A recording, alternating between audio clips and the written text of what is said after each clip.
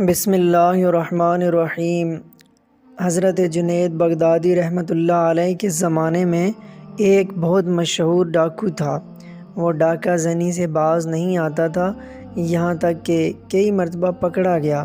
قاضی اسے ہر بار پکڑے جانے پر کبھی 100، کبھی 200، کبھی 300 دروں کی سزا دیتے۔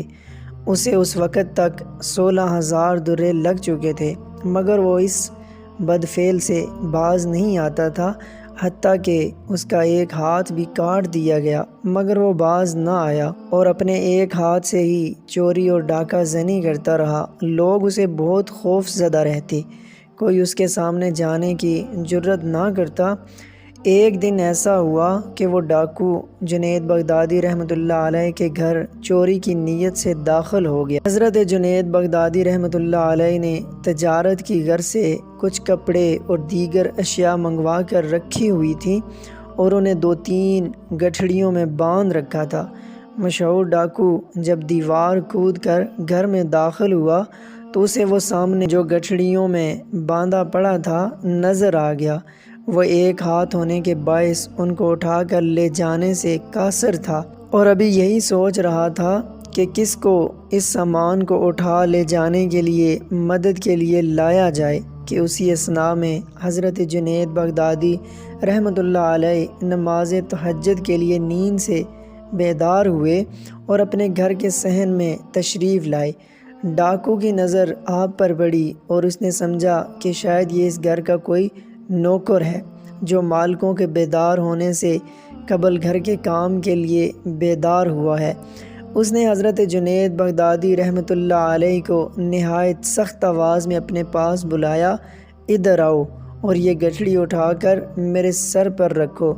حضرت جنید بغدادی رحمۃ اللہ علیہ اس کی جانب بڑھے اور گٹھڑی اٹھا کر اس کے سر پر رکھ دی۔ اس نے جب دیکھا کہ گھر کا ایک نوکر اس کی راہ میں آ چکا ہے اور اس کی احکامات کی جوں کی توں تعمیل کر رہا ہے، تو اس نے بجائے اپنے سر پر گٹھڑی اٹھوانے کے حضرت جنید بغدادی رحمۃ اللہ علیہ کے سر پر گٹھڑی اٹھوانے کا ارادہ کیا اور انہیں اسی سخت لہجے میں حکم دیا کہ میرے سر پر یہ گٹھڑی نہ رکھو بلکہ اپنے سر پر رکھو۔ حضرت جنید بغدادی رحمۃ اللہ علیہ آمادہ ہو گئے۔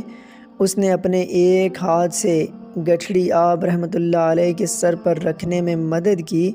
جب آپ رحمۃ اللہ علیہ نے گٹھڑی سر پر اٹھا لی تو اس نے حکم دیا کہ جلدی کرو اور میرے ساتھ چلو، فجر ہونے والی ہے اور سورج کی روشنی ہو جائے گی۔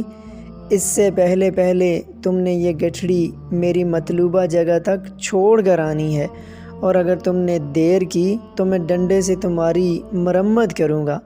حضرت جنید بغدادی رحمۃ اللہ علیہ اپنا مال اپنے سر پر رکھ کر اس کے گھر کی جانب چل پڑے۔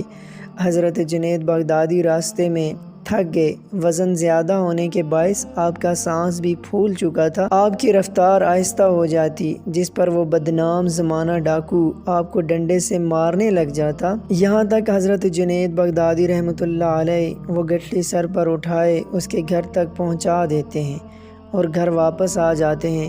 بدنام زمانہ ڈاکو نے ایک دن گزارا۔ وہ رات کو نہایت اطمینان سے سویا اور اگلی صبح اٹھا۔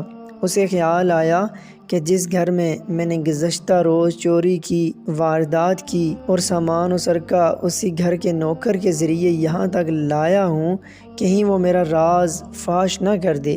مجھے اس سے متعلق خبر رکھنی چاہیے اور چل کے دیکھنا چاہیے کہ آیا وہاں لوگ جمع ہیں یا نہیں۔ اگر تو جمع ہوئے تو یقیناً اس نوکر نے میرا راز فاش کر دیا ہوگا اور وہ تفتیش کر رہے ہوں گے، اور اگر وہاں خاموشی ہوئی تو یقیناً نوکر نے میرے متعلق کسی کو ڈر کے مارے نہیں بتایا ہوگا۔ چنانچہ وہ آپ رحمۃ اللہ علیہ کے گھر کی جانب چل پڑا۔ وہاں پہنچ کر کیا دیکھتا ہے کہ لوگ آ رہے ہیں اور گھر میں قطار در قطار داخل ہو رہے ہیں۔ گھر میں داخل ہونے والے افراد حلیے سے نہایت پرہیزگار اور متقی لگ رہے تھے۔ وہ بڑا حیران ہوا۔ اس نے کسی سے پوچھا کہ یہ لوگ کہاں جا رہے ہیں۔ اسے بتایا گیا کہ کیا جانتے نہیں کہ یہ گھر ایک بہت بڑے شیخ پیر کامل کا ہے، کیا ان کو دیکھ سکتا ہوں؟ بتایا گیا کہ ہاں دیکھ سکتے ہو، معلومات دینے والے نے اسے اپنے ساتھ لیا اور گھر میں داخل ہو گیا۔ اس دوران ڈاکو نے اپنا کٹا ہوا ہاتھ چھپا لیا تھا کہ کہیں گھر کا نوکر اسے پہچان نہ لے۔ گھر میں داخل ہو کر اس نے دیکھا کہ وہی نوکر جس سے اس نے گٹھڑی اٹھوائی اور گھر تک مارتا ہوا لے گیا تھا، وہ مسند ارشاد پر تشریف فرما ہے۔ معلوم کرنے پر پتہ چلا کہ یہ حضرت جنید بغدادی رحمۃ اللہ علیہ ہیں، جو ولی کامل ہیں۔ اس کے دل کی دنیا بدل گئی، آپ کی مجلس میں گناہوں سے توبہ کی اور آپ سے بیعت ہوا۔ روایات میں آتا ہے کہ بغداد کا یہ بدنام زمانہ ڈاکو پھر ایسا ہوا کہ حضرت جنید بغدادی رحمۃ اللہ علیہ نے اسے اپنی خلافت عطا فرمائی۔ اللہ والوں کی مجلس کا اپنا ہی اثر ہے، کہاں بغداد کا مشہور چور اور ڈاکو اور کہاں جنید بغدادی رحمۃ اللہ علیہ کا خلیفہ۔ یہ اللہ والوں کی محفل کا اثر تھا کہ دل کی دنیا بدل گئی اور راہ راست اختیار کی۔ اللہ تعالی ہمیں اولیاء اللہ کی صحبت نصیب فرمائے۔